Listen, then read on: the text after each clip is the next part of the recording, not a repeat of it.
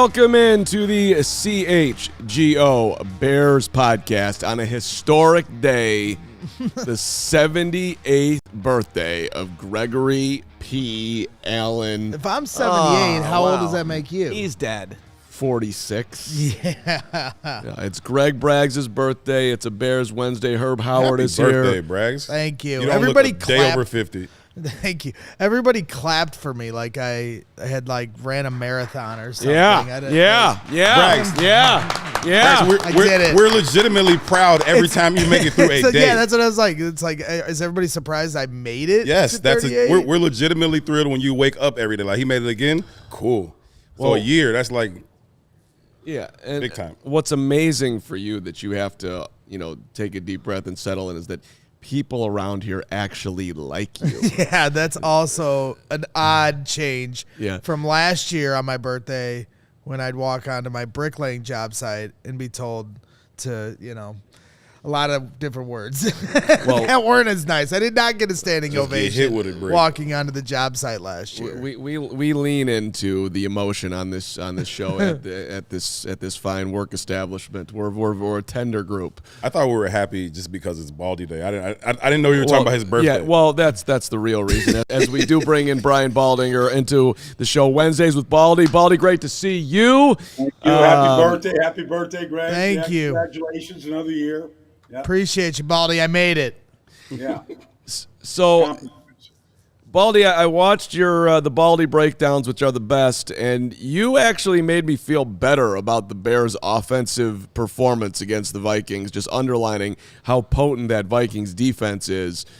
And I know the Bears' offense didn't do a whole lot, did enough to win. Not scoring a touchdown is not great, but I don't know, when you were able to find some things to kind of celebrate what Minnesota was doing, and the Bears' game plan in the backside of it looks pretty bad, but like you kind of understand.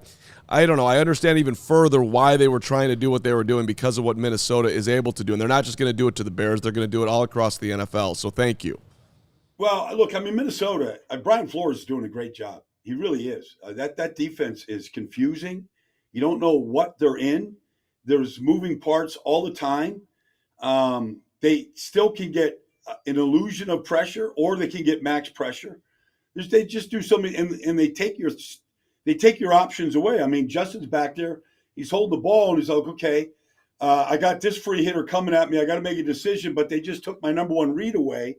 Like, it's almost like Flores knows, and I don't think the Bears have like an unimaginative offense. I don't think it's easy to understand, but it sure looks like they had the answers to the test on a lot of plays. And so there was times when I'm like, I don't know what Justin's supposed to do. All he did was throw these horizontal screens all day, and Minnesota just rallied to it. There wasn't a whole lot there.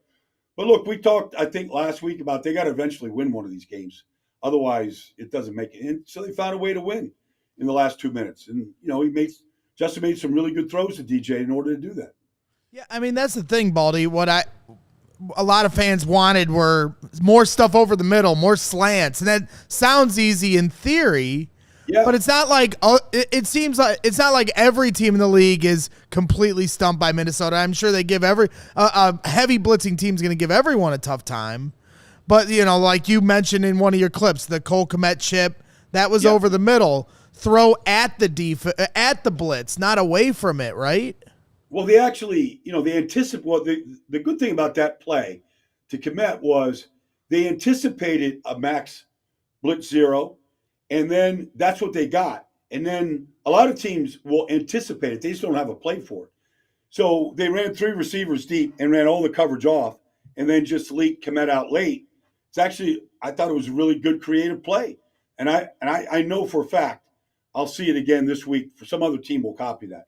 Because I haven't seen anybody do it against a blitz zero, but it makes a lot of sense. And it's an easy throw for Justin. I don't care who's coming at you. There's nobody in the middle of the field for him. So there's nobody to cover him. So I thought it was a good play, good design. They got one. It's a chess match back and forth, Getsy and Flores. And I thought, chalk one up to Getsy on that play. Well, I think what worked really well on that play, like you said, they were in that, zero look, but that safety that was over Cole Kmet, once Cole Kmet just held that like 1.5 count, then he's like, okay, I can bail out of here. And once he bailed out, the whole field was Cole Kmet's to have. I thought the Bears did a pretty good job of understanding because Brian Flores, like you said, he understands where the answers are to what he's doing. Like, if I'm doing this, only this or this could work. And he believes in the physicality of his corners. They come up, they tackle. And so he doesn't feel terribly bad about leaving them out there in a situation where they may be 2-on-3 and they got to beat a block to make that tackle on that screen. But what the Bears were able to do was kind of improvise and get some things out where maybe the running back would stay in for a half a count, but then he leaks out. You saw Roschon get a big play to the left side like that. You saw that happen with Khalil Herbert down the right sideline. And so I think the athletic ability of Justin Fields and the improv with the running backs kind of leaking out created some outlets that led to some big plays. See, I knew we were going to have some good discussion today, Herb. I just knew it. Like everybody else wanted to say, how can you watch that game? It's a snooze fest. It's terrible. It's 12-10. I turned that game on Friday morning or Tuesday morning, and I was like, wow, this was good. This is two really improved defenses that do a lot. And made it tough on, obviously, Josh Dobbs. He might get benched based on this performance last week. But I thought it was a good chess match. Sometimes it's just bad offense, and it stinks. You watch Carolina play, it just stinks. It's awful. You watch the Jets play, it's just hard to watch. I thought this was actually pretty good design and pretty good, just better defense and it wasn't just bad offense. It was just really great defense in the game.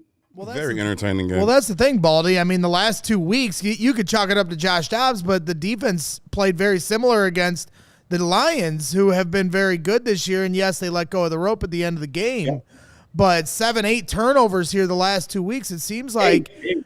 Don't change him. It's 8. I'm not sure. And one was in the kicking game, right? And then I don't know why that last turnover when they were pitching it back a million times didn't count as a turnover. But exactly, like it seems like Matt Eberflus has really started to turn the corner here with this defense. Montez Sweat probably being a big part of that.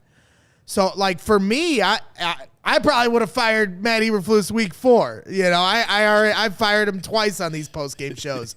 But now I'm starting to see the light on where he could return as the head coach because of what he's done to this defense here as of recent.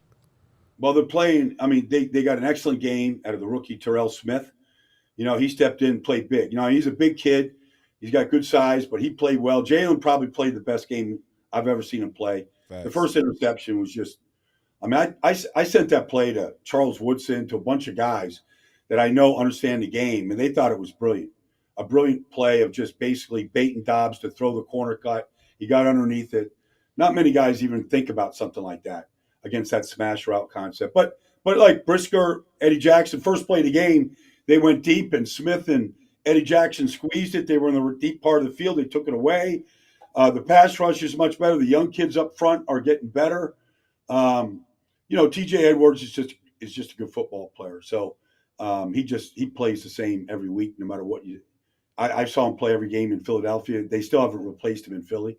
They're getting much better play, and then they're playing much better as a group, and they're playing faster, and they're hitting people. And so it's a whole lot different than 2 months ago. That's for sure. Is it too easy, Baldy, or too basic to say, well, Montez Sweat came here and that changed the defense? No, that's too easy to say. Montez makes a difference. He's a difference maker. I mean, he's just very long and athletic. And the one thing about Montez is there's a lot of talented guys out there. They don't play as hard as he does. That Danielle Hunter on Minnesota, he plays really hard. Montez plays hard. And so that effort is always contagious, especially with a lot of young guys in the room. But they got some experience up there, Billings, and some guys have been around here, around the league. So they're playing really hard, and they got to play hard. That's their job, and to chase everything down.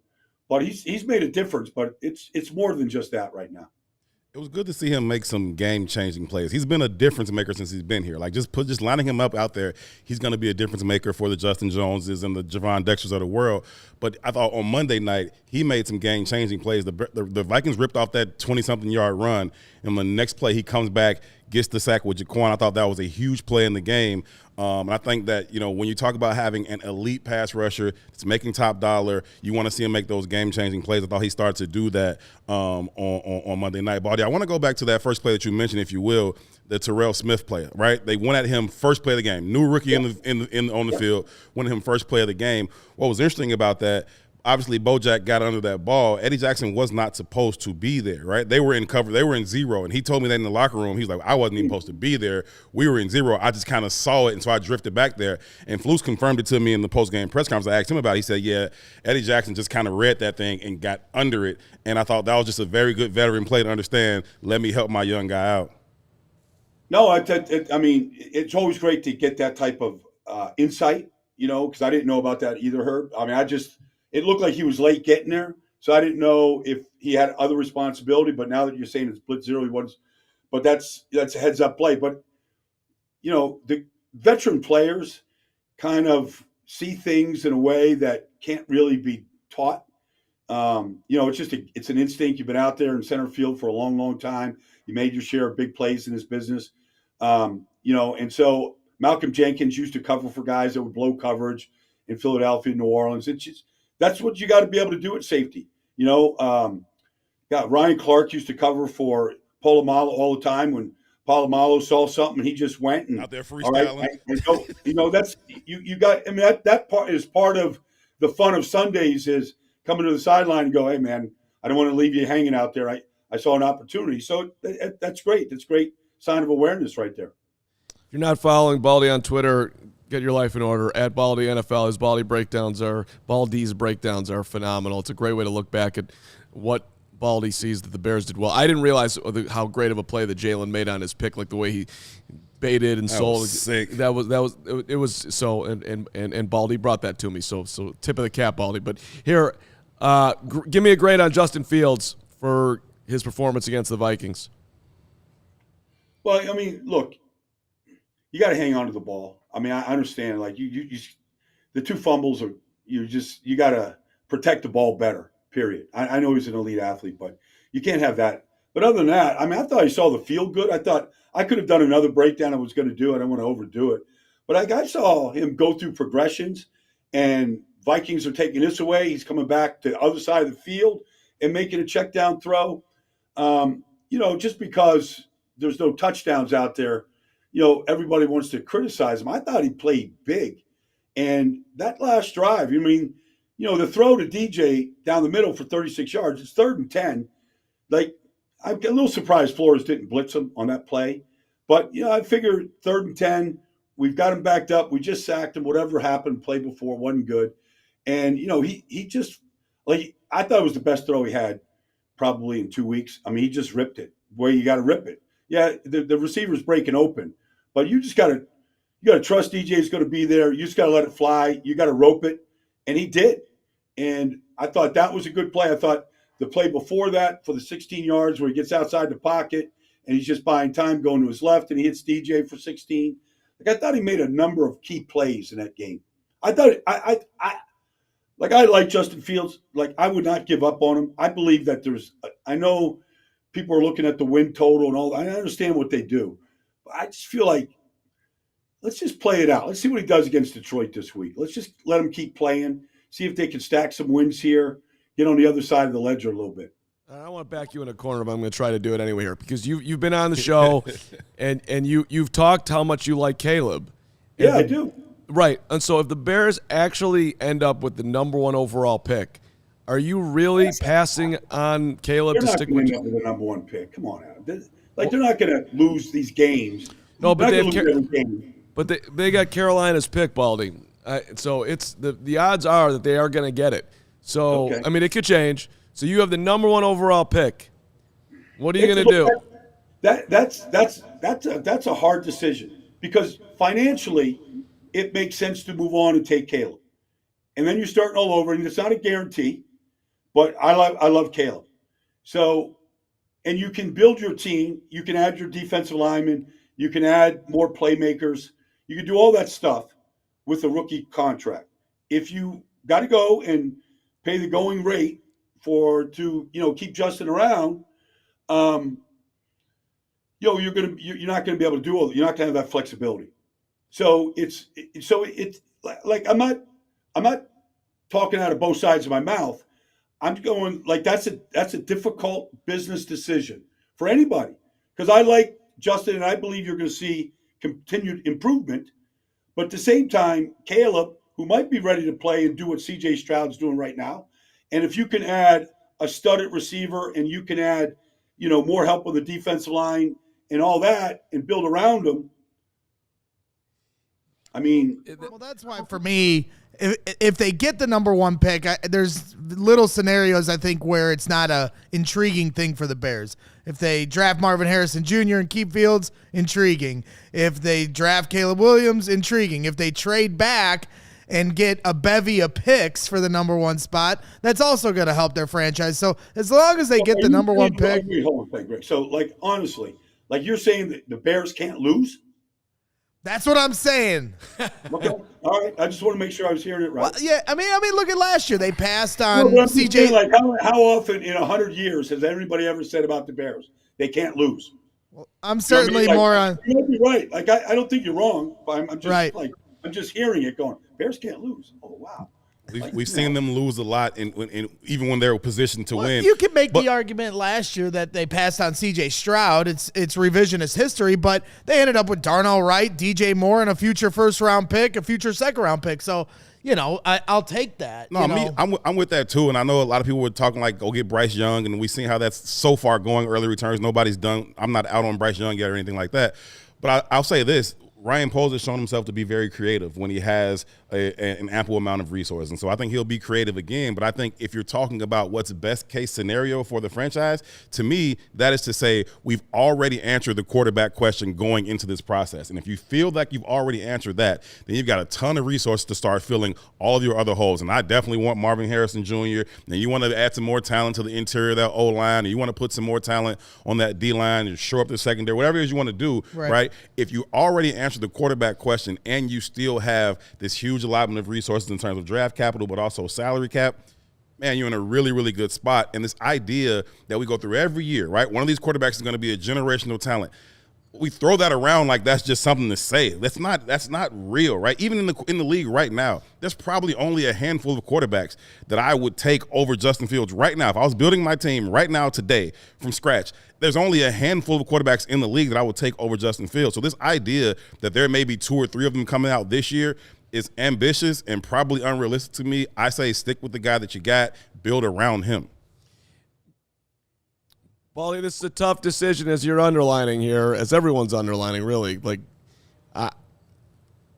And so, anyway, it's gonna continue blowing. Listen, I don't there are people in the chat. Carm hates Fields. I don't hate Fields. This wouldn't be a discussion if they weren't in the position to get Caleb and or Drake May, whatever. That's what makes it so hard. If you were sitting there at 15, of course you're going forward with Justin, but they're most likely not going to be in that spot. So yeah. No, you're right about that.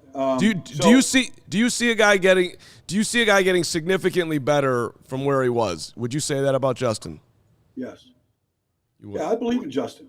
I always have. I mean, his athletic ability is elite, but I don't see him just being a runner. I mean, I've never seen a player improve more than Jalen Hurts, ever. From where he was at Oklahoma to where he is now. And I just did their game Sunday against, Buffalo. He's just an amazing player, amazing person, amazing player. If Justin is on any kind of arc like that, we need great quarterbacks. And let's face it, if you don't have movement skills in this business, the way teams are blitzing right now, you're not going to – I don't know if you can survive in this business anymore. I don't know that Brady can survive and that type of player can survive. Even Brock Purdy, as good as he is, he still has movement. He still can get out of harm's way and extend plays. Now, you don't have to be Justin Fields good or Jalen Hurts good, but you still got to be able to move. And so, I don't know, we just need great quarterbacks in this league. Otherwise, it's unwatchable. This stuff is unwatchable. So, like I'm hoping that Justin just keeps taking steps. Like I don't know if it's going to be as fast as Jalen Hurts, but I believe we're watching progress here. Well, and Bears fans, by the way, they want Justin Fields to stay. If you polled them, I think it's about 75%. They also 98% of them. We've done this before, but I want to bring it up again because of the conversation on Monday night with Luke Getsy. They all want Getsy out of here, Baldy. Yep. I wouldn't do that. I like Luke. I like some of the things he does. I like some of the concepts. You got to execute them. Look at the addition of DJ Moore. You can see what it's done when you get a real receiver out there. I don't know what Darnell Mooney is at this point. I know he's fast. He's got some change of direction, but he doesn't look like Tank Dell to me. I just think you got to keep building around him. The offense line is better. It could still use some upgrades. The running back situation is always in flux because of injuries, but that's just everywhere. You can't do much about that. But I like what Luke has done with the pieces that he has. Yeah, it's hard to say because he threw 15 screens, I think. I know he did. Right. I get it. But honestly, some of the options when he was trying to go down the field, right, it wasn't any better. It just wasn't. Like you got 2 seconds to make a decision. They're taking something away from you. I get the amount. It was a little excessive, I think, but at the same time, gosh, they were just trying to get a first down. They were just trying to get first downs right now. Right. Well, and then the other aspect, you mentioned it too, was it was shocking the last 3 plays of the game for Vikings defense up against Fields where they didn't blitz. They showed that they were going to blitz, and then everyone backed off, and they only sent 3. They had an eye on Justin. I just thought there was a little, teams do this. They blitz and show blitz all game long, and they've got him right where they want him. And then 2 minutes go in the game, they're like, let's just don't get anything over our head. And I'm like, they only need a field. They only need a field goal here. You can't. So why wouldn't because it seems like a heavy blitz look for the Bears with Getsy and Fields. It's a tough play for them. Why wouldn't every team just blitz the house like that?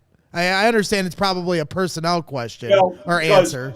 But no, it's a fair question, Greg. The answer is a lot of teams would do that.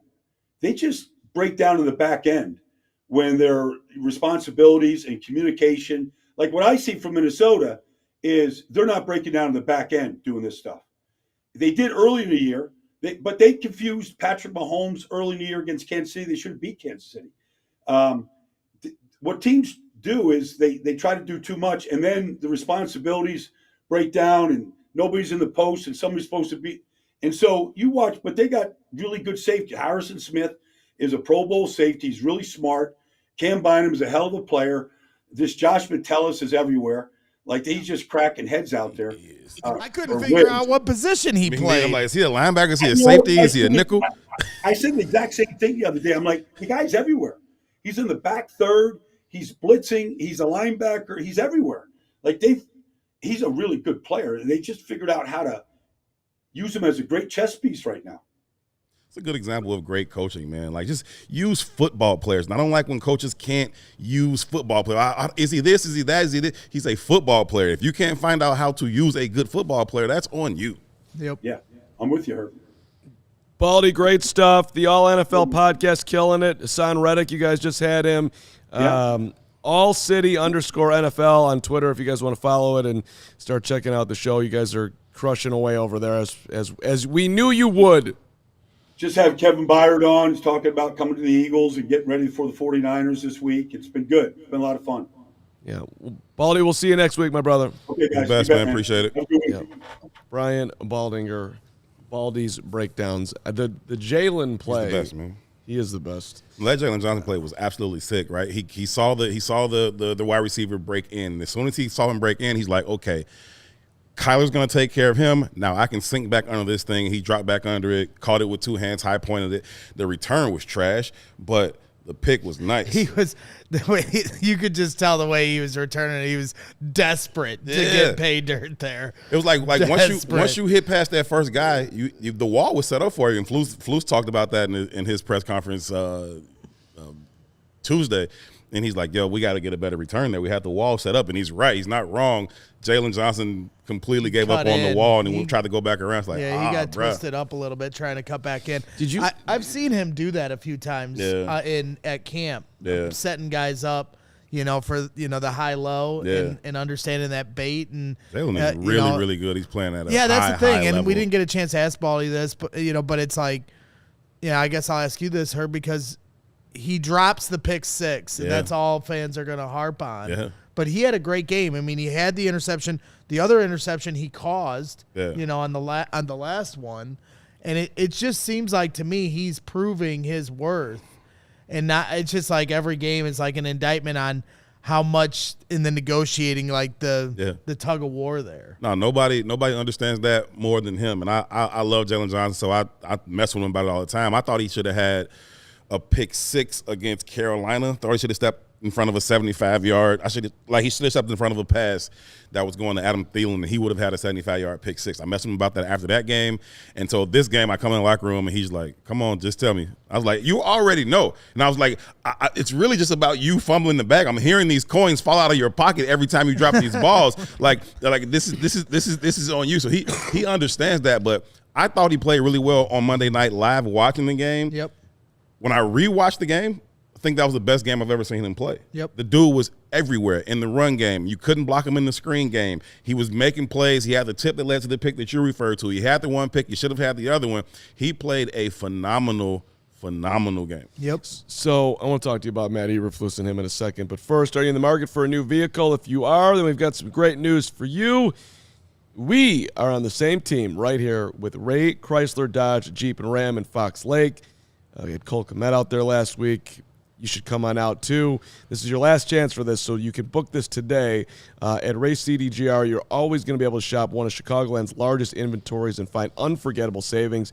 And right now, Black Friday sales event, Ray CDGR, Fox Lake, 0% financing is now available on all new models all month long. And that's not all. Just for listening, do this today. You can get a free oil change when you mention CHGO at the service center or mention CHGO when you book online at raycdjr/service. So, if you're in the market for a new vehicle, you have to check out the team at Ray Chrysler Dodge Jeep and Ram because they're the only team we recommend. Visit them today, Route 12 in Fox Lake. For more information, visit Ray CDJR in Fox Lake or raycdjr.com. Serving the community since 1963. Hey, can you believe we're this deep into the NFL season, Herb? Look at the way he tries to sell it. And can you believe that Carm is sick again? I'm not sick. You sound sick. I'm not sick. Keep going. We got to make every second count. With DraftKings Sportsbook, you can make the most out of every game day. Bet on your favorite teams for a shot at winning big bucks. New customers can score $150 instantly in bonus bets for betting just $5 on any matchup. Make sure you throw down some bets for Purdue versus Northwestern. At Northwestern, Purdue's going to win that game. Carm's going to get me some tickets for my birthday. Not happening. So get in on the action with DraftKings Sportsbook, an official sports betting partner of the NFL. Download the app now and use the code CHGO. New customers can score $150 instantly in bonus bets for betting just $5 on the NFL. Only on DraftKings Sportsbook with code CHGO. The crown is yours. Gambling problem? Call 1-800-GAMBLER. In New York, call 877-8-HOPE-NY or text HOPE-NY. In West Virginia, visit www.1800gambler.net. Please play responsibly. In Connecticut, help is available for problem gambling. Call 888-789-7777 or visit ccpg.org. On behalf of Boo Hill Casino and Resort, must be 21 or older in eligible states, but age varies by jurisdiction. See DraftKings.com/sportsbook for details and state-specific responsible gambling resources. Eligibility and deposit restrictions apply. Bonus bets expire 168 hours after issuance. Terms at sportsbook.draftkings.com/football terms.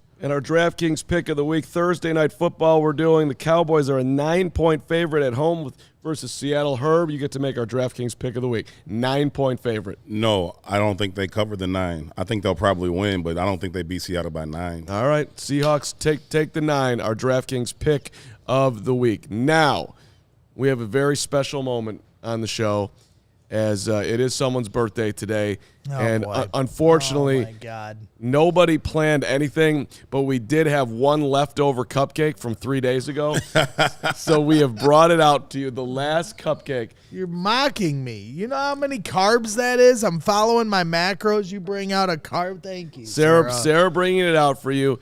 Where's the candle? Sarah, you should have smashed it in his face. We don't have a can. Go get a candle. No, again, we didn't plan anything, so this is what you get. We didn't plan anything, but we have a good 4-day-old delicious cupcake for you. 4-day-old. It's a very. I know. You know That's how when many it's at its carbs best. that is? It's when it's at its best. Lawrence is looking for something to further. He just disappeared. But don't think that we didn't really think about you in advance. You're but tormenting me for my birthday. But we That's thought, what you're doing. I think you should have it. Yeah, come on, you're gonna have a bite right now, aren't you? No, I'm not gonna have a bite right now. And look, Oh, look at that. we found the Look number at that. one balloon for My you. Look at favorite that. balloon. The Look number at that. one balloon. Hey, we make it number one again. Because you're number one. You are number one. I am dog. number one, and the Bears are going to pick number one. That's right. We still 2 have years in a row. Look at that. Nobody does more around here than backwards? Gregory P. Allen Braggs from the Well, social to come the on now. hosting to the producing. We work together as a is this backwards? I don't know. Don't worry it. about I mean, it. it's basically it's lived in our building for now almost a put it year. around. It's right. Just put It's also 1 euro. Put it around your neck and stop making noises. Stop There- making there- noise. there Yeah, you it's go. like crinkling Yeah, into the No way mic. he's going to be able to stop making that noise. That's definitely the ASMR part of the podcast today. Yeah. There we go. Yeah. Do I eat Taco Bell? I know Taco Bell isn't a sponsor, but do I eat Taco Bell for my birthday, or do I stay? Do whatever the hell you want to Yeah, do. it's It's your your birthday. birthday. Wow. And we all know that you've got a long way to go over there, so you might as well just, you got time to still enjoy yourself. I like seeing the appreciation for you in the on the chat here. Bite it, Braggs, followed by no follow your micros. So it's up to you. Macros, not micros. I think that was a joke. Oh, I see. Yeah. I see. All right. We're going to continue doing the show, even though it's your birthday. Herb, sure. you mentioned that Flus talked about Jalen's interception. He did that unprompted. Yeah. He was basically like, hey, Jalen should have taken that. I'm like, do you? Yeah. I didn't like the fact that he brought that up. That There was an offensive question about the offense. He's like, well, let's go back. Yeah. Let's go back because they should have already scored if Jalen Johnson does the right thing on the return. I was like, you kind of went out of your way to run that bus over, my man. he went out of his way. Yeah, he did. He did go out of his way, but I didn't have a huge problem with it because I think that Jalen Johnson is one of your players. You got to know your players, right? You got to know which of your players can take that kind of stuff and which ones can't. And I think that you kind of just get a feel for who you can kind of publicly encourage and who you can't. So you think that Flus has a good handle on his team, and he knew he could go there, and that the Flus he's being a good Flus. It's a good Flus. Yeah, Good Flus. I think Jalen is fine and able to handle that. And I also agree with the Flus that it was not the best return. How much did you buy into the videos circulating afterwards of post-game speeches and the demeanor of the players as the head coach was talking versus when Justin started talking and trying to read body language? You know, sometimes when you're in the middle of a really, really good, gratifying, satisfying act, you say things or do things that you may not necessarily mean tomorrow, right? And I just think that they were just very, very happy in the moment, and I thought it was genuine, and they were all happy and hugging and all that. Did I read into that Ryan Poles is 100% sold on Justin Fields, or that Matt Eberflus is? I didn't read that. Or like when DeMarcus Walker, a lot of fans. Yeah, talking I saw about a him. whole It almost talking looks about like that. he's texting right in front of Eberflus, but he could have been pulling his camera up. I I'm genuinely asking. I don't know what he was doing with that. You know what I mean? So I won't say about that piece. I saw him at another point, like super dancing and getting in the cameras with the rest of his teammates in terms of DeMarcus Walker. So I won't read a whole lot into what he was doing with his phone. I know Hogue pointed it out and I saw it, but I won't speculate on what he was doing and therefore what it means about Sure. whether or not he's bought in or Just checked the out. optics, Yeah. and you can. It's easy to look at a 5-second clip and try to draw conclusions. That's why I was kind of. I've been concerned about his psyche since they've signed Montez, right? I mean, he was the big defensive edge rusher signing in the offseason, right? They didn't get Yannick until later. It was DeMarcus Walker's this guy. We heard about him all camp, and he's the leader, and you can hear him on the field. We were there every day. You heard him out there, Yep. And so it was these high expectations of who he would be coming onto this team. That hasn't really materialized, and now they've kicked him down the rung twice now, right? Once when they brought in Yannick late, and then now with Montez, and now he's not even starting. Right. And so I've been a little bit concerned about how his mental is. Not that I've seen anything from him to me that says he's checked out. Maybe that's an example of it, but I have been concerned about it. Well, it feels like these guys are back to where they were last year on defense, like fighting. Because like every game, that was the credit I kept giving the benefit of the doubt last year, even though they were the worst team in football, was that they fought their asses off every game, even with a lack of a roster. And this year, they upgraded the roster and somehow got worse, and the math wasn't mathing there. Yeah. So now, here recently, especially since they picked up Montez Sweat, talent helps, but it just seems like they're now back to being bought into what Eberflus is trying to do. I give a lot of credit to Flus on that, man. I really do, right? Since he's taken over as play caller, this defense has stepped up. They've been playing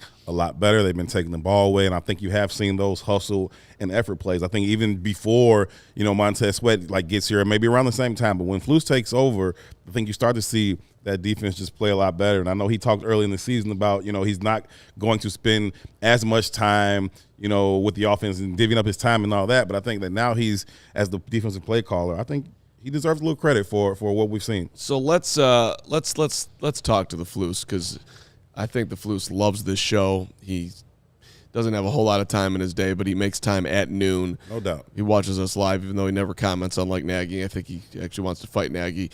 But look, the players were given a 6-day break. They don't come back till next Monday. Mm-hmm. Last year at this time, they, at least coming out of the Washington game, they took time to revamp what they were doing.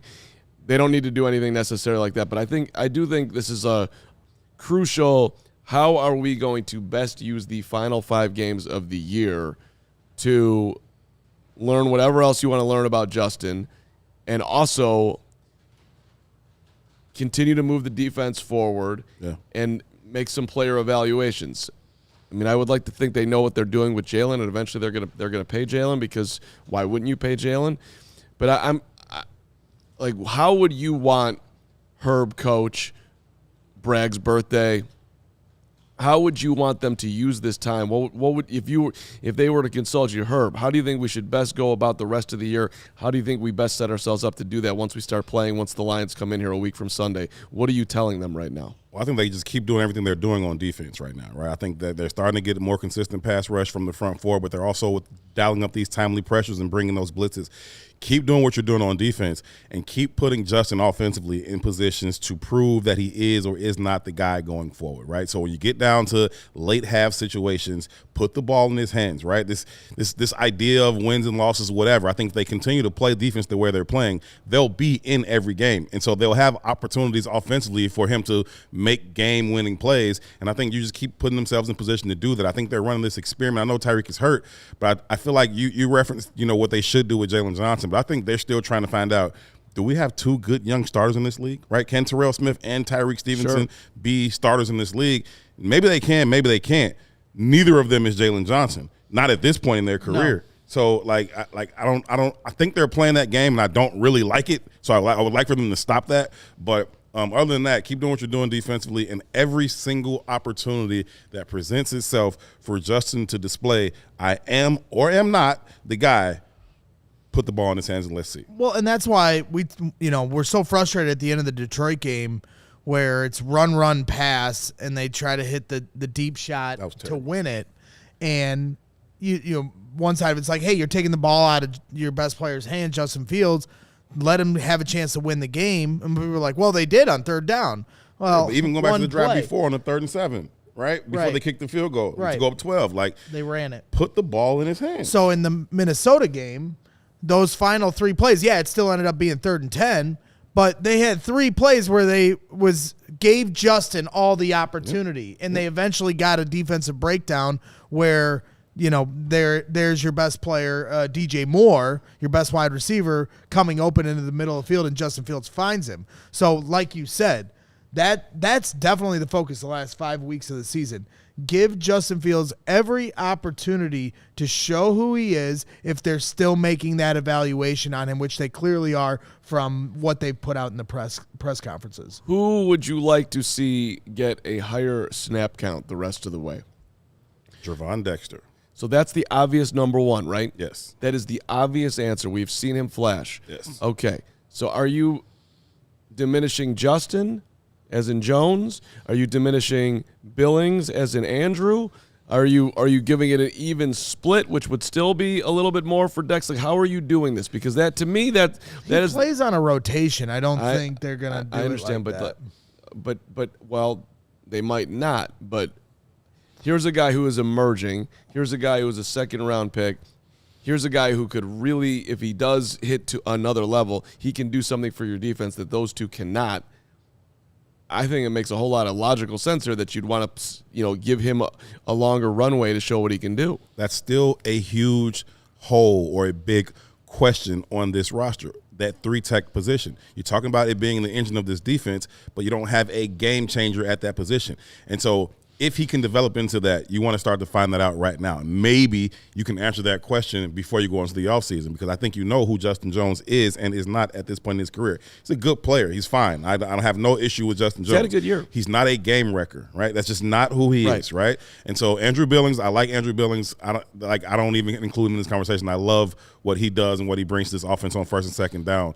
But that 3-tech next to him, I think you want to continue to give Gervon Dexter and Zach Pickens as many opportunities as possible, because I think when they've gotten their opportunities as they've gone along, they've made some splash plays. Gervon Dexter should have had his first sack on Monday night, and you continue to put him in the position to find out if he can be that guy, because if he can, that's another question that you don't have to answer early in the process in the offseason. I'm not saying don't give him any competition. You still need some of that, but I don't think you need to over-invest in that position if you like the returns that he's showing down the stretch. Sure. I think they play in a rotation, and the defense is trending in such a good way. I think they just stick to what they're doing, keep getting better, and I'm going to be happy with what they're doing on the defensive ball, and obviously they're going to add talent in the offseason to that.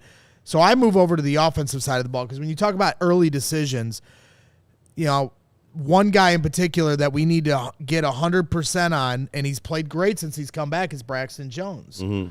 And because they have these 2 top 10 picks potentially, we don't know where the Bears pick is going to be, but it's likely in a spot where there is going to be a left tackle available. If you'd asked me before Braxton Jones came back from his injury, are they going to draft a left tackle, I'd have said 100%. Yeah. And now I'm starting to see, like, as much as we don't want to use that pick for a quarterback, now it's starting to see the light on where we may not have to use that second pick on a left tackle, which is a strength. So put him on an island more, like they do with Darnell Wright. They've done so many times, like, hey, this guy's good enough to be on an island. Let's put Braxton Jones on more islands and see if he can be the left tackle they can trust enough to not draft Olu from Penn State or the left tackle from Notre Dame that have a lot of intrigue. You know that would potentially put your quarterback who you're trying to make an evaluation on in peril. Right, but I mean, he's played well. You're always going to give chipping help. I mean, that's what Cole Kmet does. But I'm just saying that's who I'm looking at. As much as we want Justin Fields to prove that they don't need to draft a quarterback, we need to get the answer if Braxton Jones has shown enough to prove they don't need to draft a left tackle, because there's 2 premier left tackles coming out, and it's going to be interesting to see where they fall. Right. The thing with Braxton, though, is, and this is, I think he's played well enough to not do that. But if you were going to draft a left tackle, Braxton, you're not kicking Braxton inside. He's not replacing Tevin at left guard, even if Tevin got hurt. He's not replacing. He's your swing tackle now. He's your swing tackle. He's a backup. That's what he becomes. Or you're trading him for maybe you can get a 3rd round pick. Tevin's another guy. Can he? Because he got hurt for a second, and it was like, oh boy, it looked like his back. And you're like, you feel gutted for him because how well killed me with that too yesterday. I don't know. They never told me anything. What do you mean they never told you anything? Stop lying. Maybe they just don't talk to him anymore. Right. It's just a guy, by the way, that tells me about how I get sick, and every day on the show he coughs he's 5 like- I've times. had the cough, but I'm not sick. You sound sick. There's a difference. I sound great, and you will take that back, and and your cough is nauseating. Okay, had it happy for a birthday. minute now.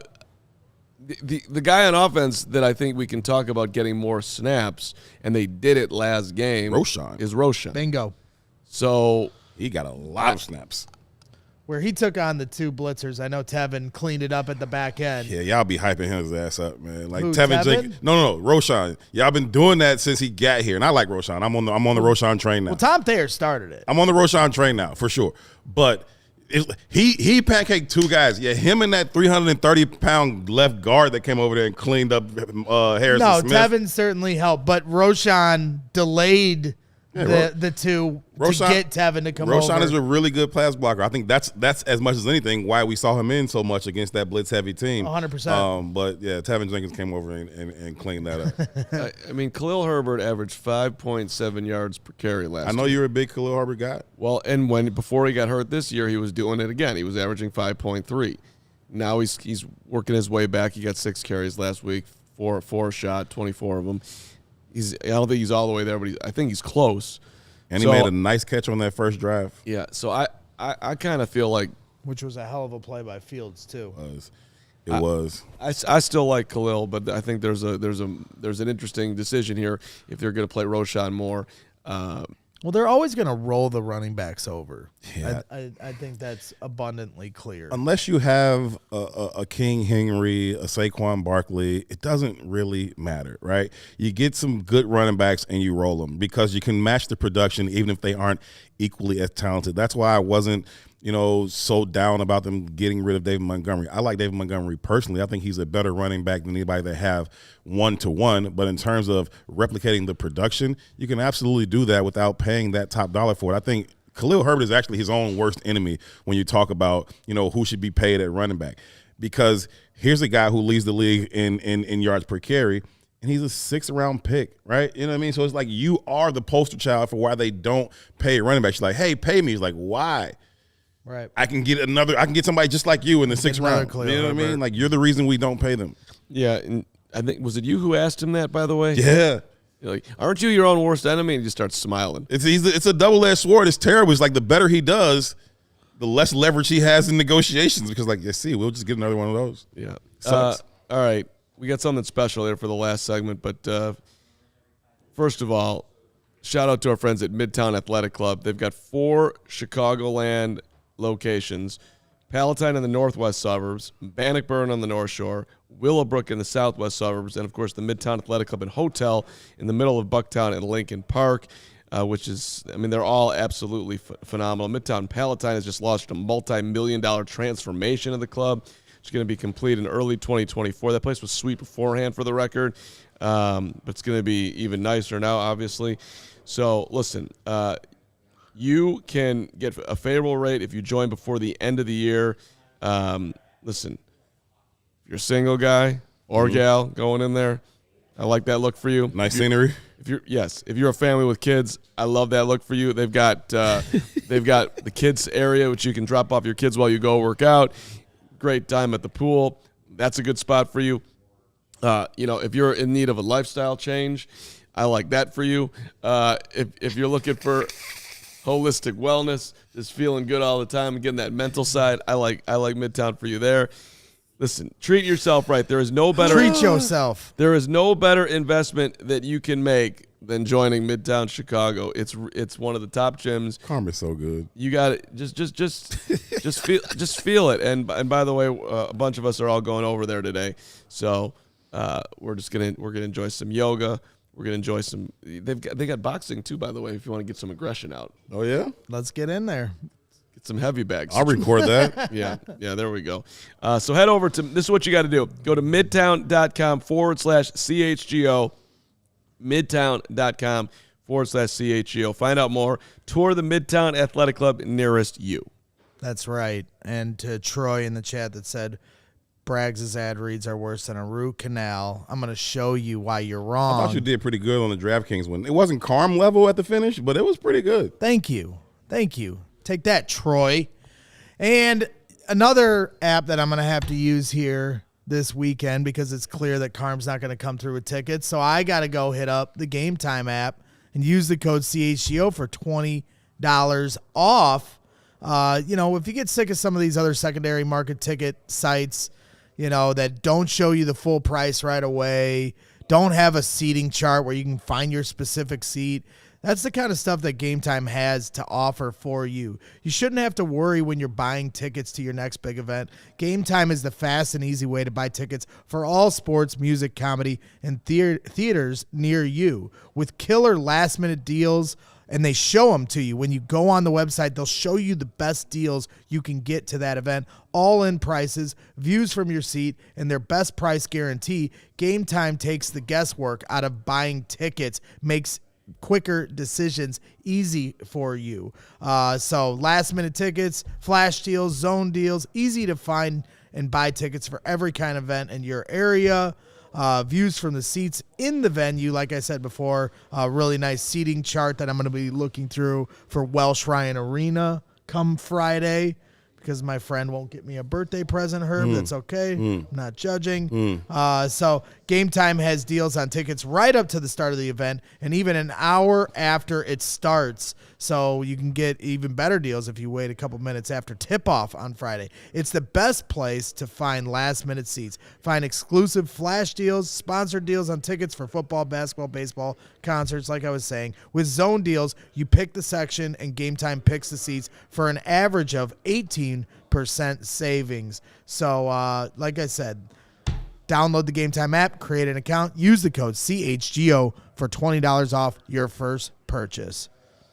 So there's a chance that, I might get you tickets, but you should use the Game Time app anyway. But I'll keep you updated, buddy. Keep me updated. Northwestern going $800 million on a stadium to decrease capacity to 35,000.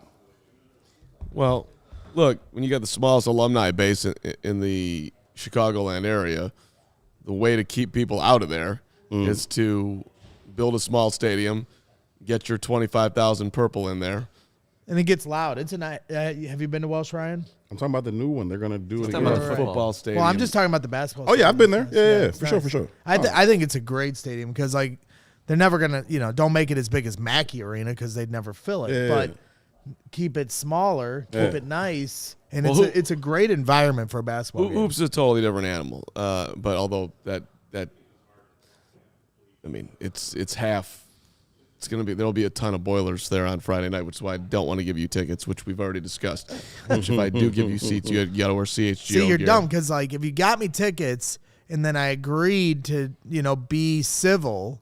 You're not going to be civil. Because you're like, go get a credential and go. Well, if I got a credential, then I'm quiet. So that would play into your hands. So I don't know. You're not, okay. We all know that.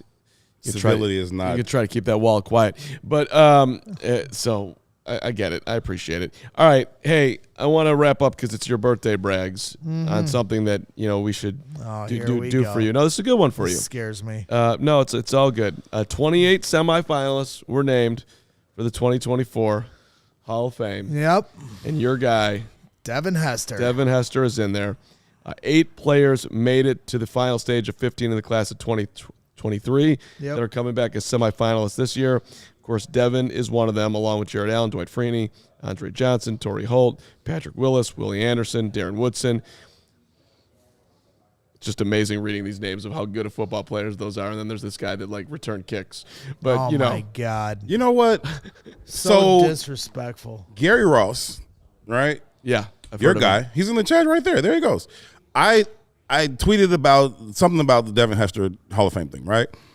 And I was just saying that it's disrespect. The Hall of Fame is disrespecting itself by not having the greatest player of any given position not in the Hall of Fame, right? I don't care if you're the greatest punter of all time, you should be in the Hall of Fame. Same thing with kick returner. So I think they're disrespecting themselves. That's what I put out. And Gary Ross goes, "Don't let Carm hear you say that. You don't think Devin Hester should be in the Hall of Fame?"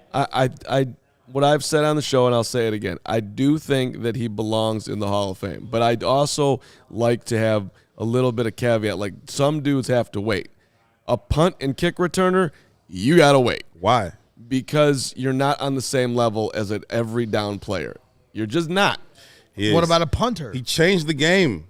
So Like, Ray he's the Guy's greatest of in the all time, and Ray he Guy's changed in the the Hall game. of Fame as a punter. How did he exactly change the game? You telling Are me you that kidding me? they changed the Did you rules. watch the games? Yeah. Are you joking right now? Well, did He's Deion not. did Deion Him and Sa- Brian Urlacher. did Deion Sanders change the game? Deion Sanders used to be the best return man of all time until Devin Hester came and supplanted him as such. It's just what it is. I'm not saying I'm not okay. But, He impacted his team every single game. Every single game. I got it. Right? I got it. Field position, even when he doesn't touch it, just kicking it away from him. Herb, Go let me- look at how let- many let me- touchdowns he had the year they made it to the Super Bowl. 6. Right. And 7 if you include Gail the Sayers Super Bowl did that touchdown. in one game. Did Again, he change the game? And then go look at No. Okay, but then look at how many touches compared to a running back. No. Oh my No. God. No, Gail Sayers didn't change the game. You- He's one of the best to ever do it. Certainly should be a first ballot Hall of Famer, but Brian Urlacher played with Devin Hester. He's been on the show many times. It's obvious that he doesn't think he's in the Hall of Fame. who cares what Brian Urlacher thinks? He has a lot of stupid takes. He's Okay. a great middle linebacker. Other than that, Brian Urlacher can shut the fuck up. Okay. All right. Boom. But I'm just talking about football. His football stuff is pretty on point. I'm not telling you that he shouldn't be. I'm just telling you there is a difference. Would you agree? Would you agree? Would you agree that Walter Payton and Is more worthy of Hall of Fame than Devin Hester? Yes. Can we agree on that? Sure. Okay. No, sure. So no that's problem. all I'm saying. Impact So let him. he let him- had on the game, touchdowns or not. They're making him wait because he's a return. That's what's happening. Are there- He's going to get in, but that's exactly what's happening, and I don't disagree with it. That's all I'm the saying. impact he had on the game, touchdowns or not, you're comparing him to Walter Payton. Go check how many snaps and how many times the ball was in Hester's hand versus those players' hands. And his impact was... Come on. He was given an This opportunity. is a terrible birthday segment, for the record. Yes, I apologize to you. Shouldn't have done this to you. But, dude, he was given an opportunity to play wide receiver. Did he play wide receiver like a Hall of Famer?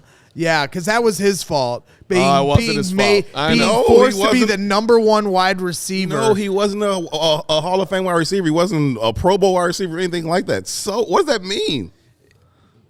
It means that he at the time Deion Sanders played wide receiver too.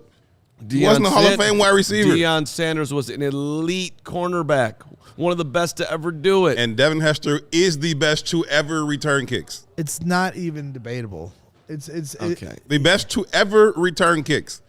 He made you watch fourth down like you stood up for fourth down. When you all I'm saying is when you tell the story of the NFL, You cannot tell you're without not Devin Hester. leaving it out without Devin Hester. If you play a 1-minute highlight reel, if the NFL ceases to exist, they say, all right, we're closing shop. No more NFL. Here's a 1-minute highlight reel of the greatest moments in NFL history. Guess what the first highlight is going to be? Well, it's not going to be the opening kickoff of the Super Bowl, but I'm with you though. It's in the It's in highlight there. reel. It's in there. Well, I'm just saying, if you You chronologically... can't tell Peyton Manning's opening story. kickoff- You can't tell Tony Dungy's story. Like, you telling he's me in their story. Oh, all right. I understand people are against me on this. He's in Denny Green's story. Literally everyone is against you in the chat right now, but I think my favorite one was Robert Friel. He said, without Devin Hester, we would not have had the "we are who we thought they were." There we go. That's what I just said. You can't tell Denny Green's story. Like, what? Come on. Carm, why is this the hill you want to die on? I'm the not Devin Hester hill? I like him. Let him get in on his third try. I think that's fine. That's why does he have to be a first ballot? What? Why does it matter to you? It doesn't. I'm not losing any sleep over You it. clearly are. No, I'm not. I promise. I promise you, I'm losing no sleep. If he gets in, I will celebrate him. We'll. What number was he? We'll put it on the show. We'll run around. Even though that's probably my biggest thing. Like there's just there's 123. He has one of the more electrifying highlight reels in the history of the National Football League. He absolutely does, which is why he should be in the Hall of Fame. He just shouldn't be a first ballot Hall of Famer. That's all I'm saying. Whatever. Well, It's a position. you lost Crystal in on the this game. one. That's a problem. I can't lose Crystal. It's a position in the game. He was the greatest to ever play that position. Every position in the NFL deserves a spot in the Hall of Fame. I agree. There's only 5 centers in the Hall of Fame. I agree. Only 5. Uh-huh. All these tackles, but we're not going to appreciate the center. They all block just the same. You know, that returners are a part of the game. Now we're taking up for centers. Long snappers are a part of the game. What long snapper's been in the NFL? Put Patrick Manley in the goddamn Hall of Fame. Let's get Patrick Scales in there too. He's been doing a great job. Listen, the Chicago Bears are the Green Bay Packers of long snapping. Ray Guy's a punter. So don't talk about impact on the game and Ray Guy belonging in the Hall of Fame, but Devin Hester not belonging in. And you say he belongs in the Hall of Fame. So what does it take? He's got to wait 10 tries? Are we going to Ron Santo him and wait till he dies and then put him in? For what? Like, come on, Either guys. he deserves to be in the Hall or not. What difference does it make you what class he goes in on?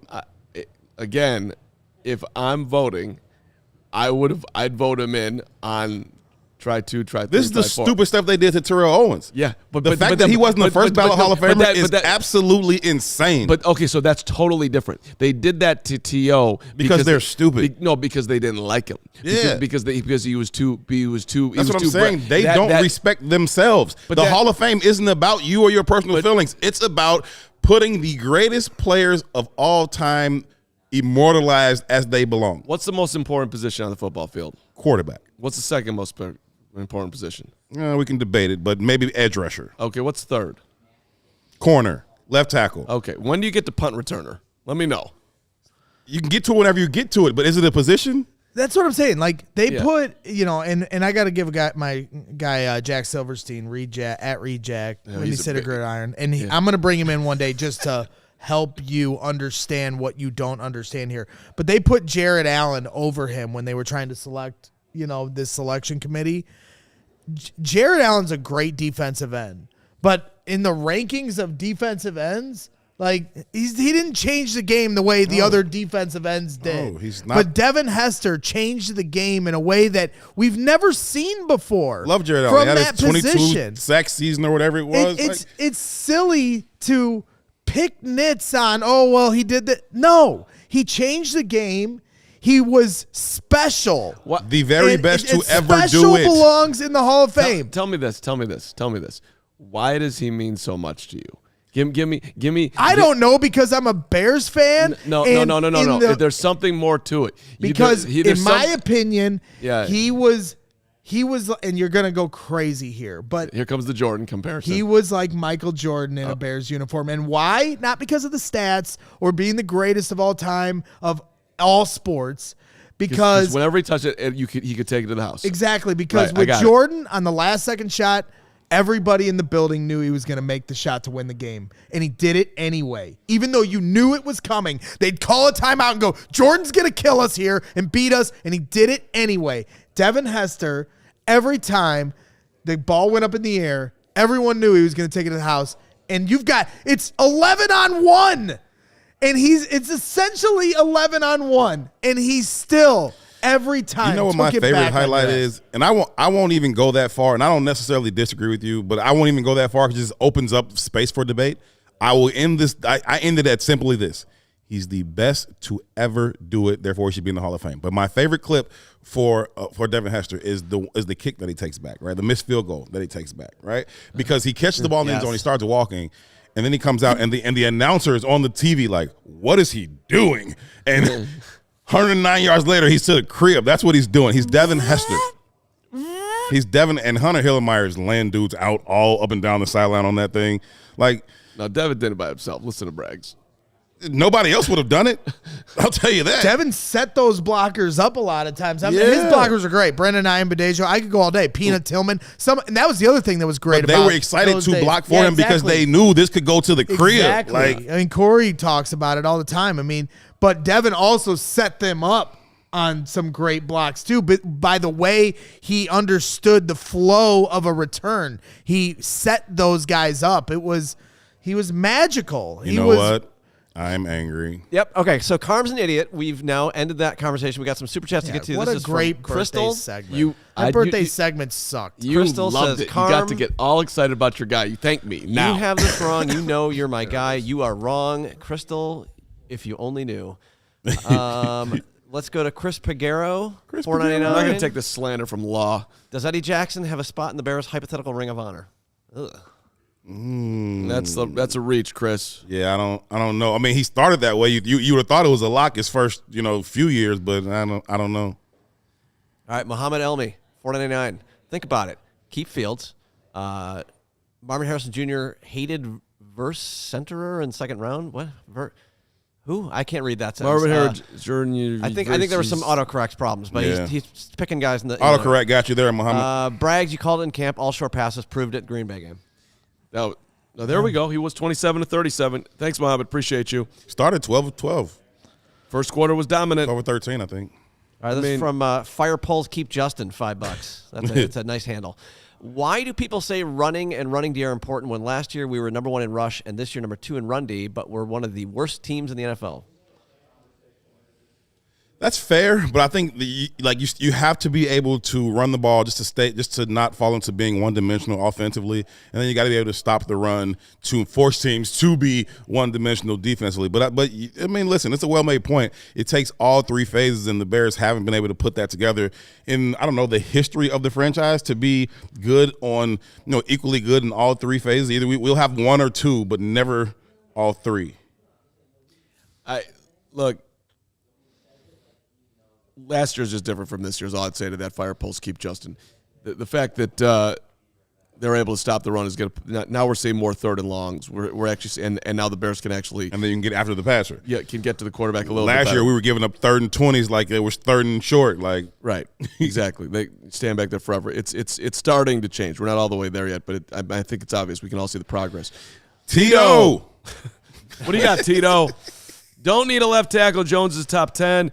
Left tackle, load up the offense with Marvin Harrison Jr. and Bowers. Give Fields all the weapons and a center, and the offense will be cooking. Seriously. No one's going to I don't know if they'd be this. crazy enough to do that, but Marvin Harrison Jr. and Brock Bowers would be insane. I'm not mad at that. I mean, that's some pretty cool, 2 tight end packages and stuff. I also saw somebody talk about Neighbors from LSU, and I like Neighbors too. Got to get the center thing figured out. I don't the center for 24 can't be on this roster right now. Fair enough.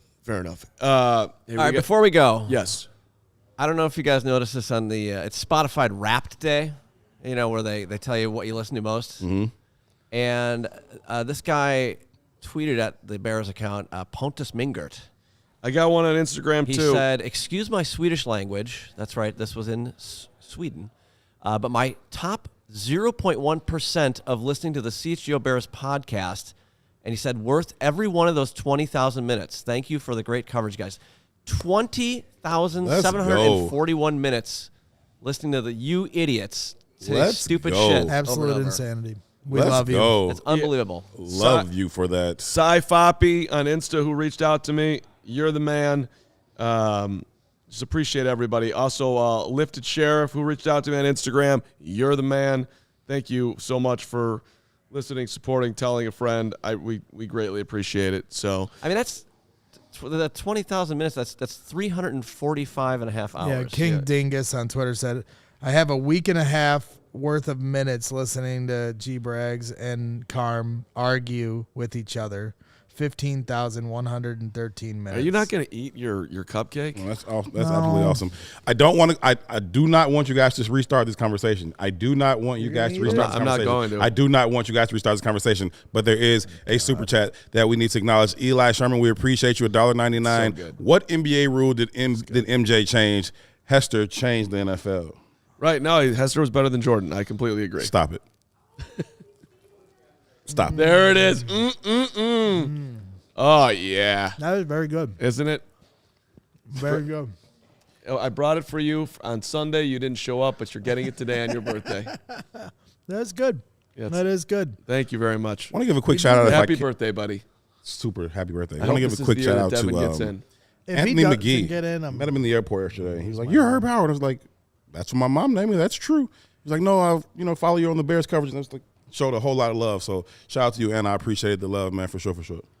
Yeah, and I also want to show some love to FOCO. Use the code CHGO for all non-presale items. Get fitted out in the best sports gear around. Hoodies, shoes, signs, bobbleheads, and everything in between. Baseball, football, basketball season. They got all the gear covered. Hit up FOCO and get some good merch from them. Set decorations you see here behind me, in front of me. FOCO has donated a few of them awesome pieces. They've showed us some love, so go show them some love. Check out FOCO.com or click the link in the description below for all non-presale items. Use the promo code CHGO10 for 10% off. Chris Choi, $10 super chat. Happy birthday, Braggs. Enjoy your Taco Bell. Herb, you should join the show more often. Enjoy your takes. Carm, even though I don't agree with the majority of your takes, you're cool and respect the differing view. Thank you, Chris Choi. Appreciate you.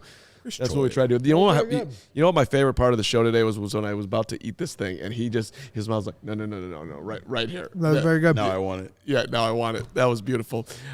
Lawrence, appreciate you producing. Yeah. Law, you are the man. Thank you. King Booker, Ravi, I'm off till next Wednesday. Thank goodness. I will be. I know that you are suspended after your actions. I'm suspended today. for Devin Hester take, so I figured I would just throw it out there. Who's with you tomorrow? Isn't Hogue Me like and Nick. somewhere? Oh. Yeah. These two, they go on vacation. They organize Brags, he a works hard. vacation And for the bye week? during the bye week. They Fancy. didn't talk to me about this. They were like, we're going on vacation. Y'all gonna be in the studio? I might pull up on y'all tomorrow. Let us know. So enjoy your vacation. Thank you so much. Now, please get the hell out of here. Everybody have a great day. Thanks for watching CHGO Bears. Peace. We all silly like the mayor.